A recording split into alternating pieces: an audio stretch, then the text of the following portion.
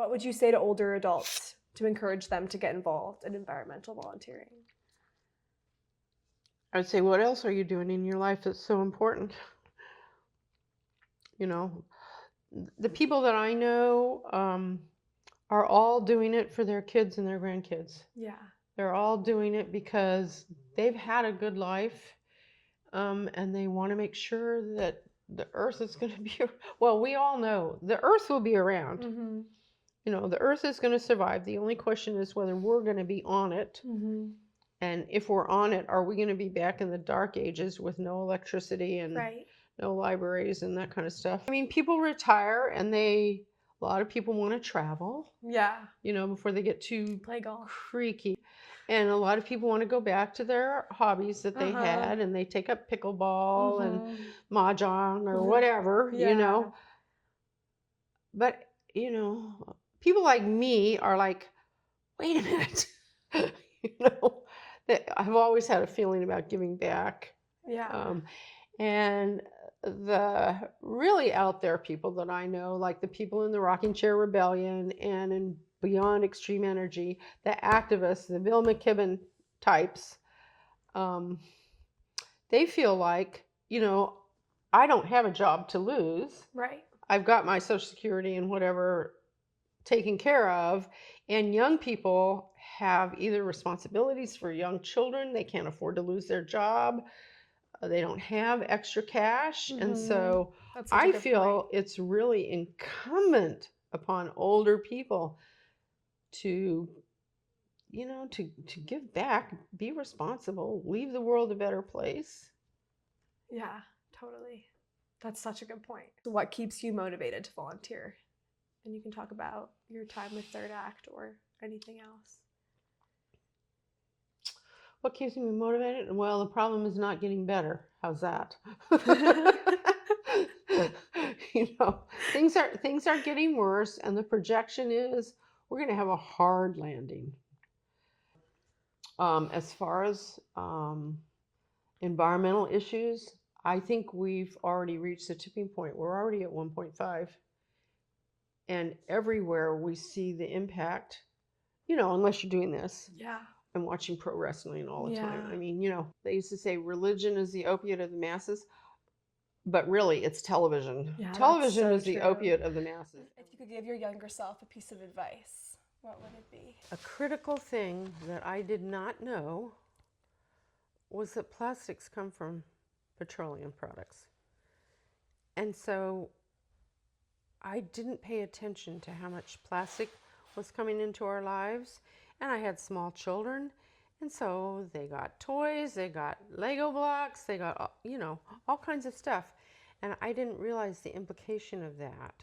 So that's the first thing I would have told myself is, hey, you need to catch on to what the whole petroleum and coal cycle and what they're doing to the earth. And yes, we tried to live more simply and be aware, but I completely bought way too much stuff and stuff that was made out of plastic. So through the research that we've been doing, we've noticed that some older adults have experienced a lot of ageist perspectives from like young activists blaming boomers for climate change. The Zoomer versus boomer thing. Yeah. Have you experienced any of that? Well, no, because I'm working beside them. So I've been supporting, do you know about our Children's Trust? No. Oh, this is only the most important legal action regarding climate in the world.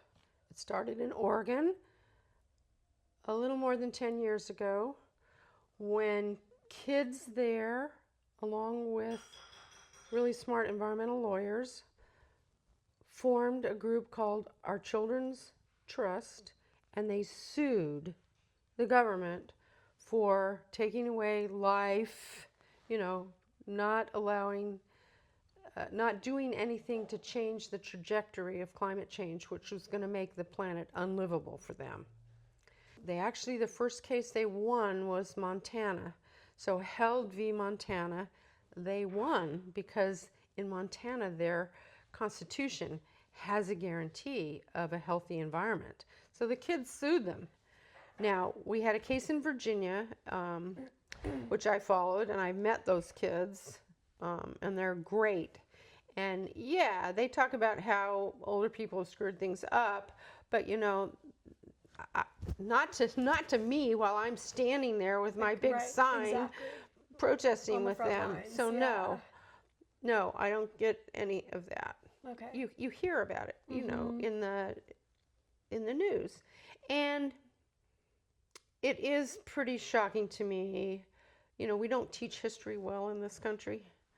And so young people really have no conception of Totally. how long these fights have been going on. They don't know the history of the early development of the environmental movement. You know, they don't know that during Vietnam, which is when I was growing up, there would be 50,000 people in the streets in every major city in this country every month. It was called, you know, the mobilization against the war. So I have my project besides cleaning up my media environment. My other project is returning civility. So I swim at the gym 3 times a week, which means I walk through the VCU campus. And I've decided that I will look people in the face, in their eyes, and say hello, good morning, whatever, no matter if they're walking like this, which most of them are, or they're walking like this. And I just smile and say hello, and sometimes say, oh, something actually penetrated through my earphones. And I have just decided that we need to return civility, and it starts with you. Young people are glued to their phones, and they need to put them in their pockets. Yeah, totally. Because it's all about the relationships you have with people, face to face. And that's how we're going to get the work done. The local work that we have to do is like me talking to my city council person, who lives across the street, by the way. No way. Wow. Anyway, so I'm getting to know my local politicians, and don't feel embarrassed to go talk to them and say, you know, are you working on this? I want you to do this. And it's not actually scary. Young people think I get so nervous about that. I know, so did I. I never did this when I was younger. And then I just realized I didn't have anything to lose. Yeah, totally. You know, and so just tell people what you want.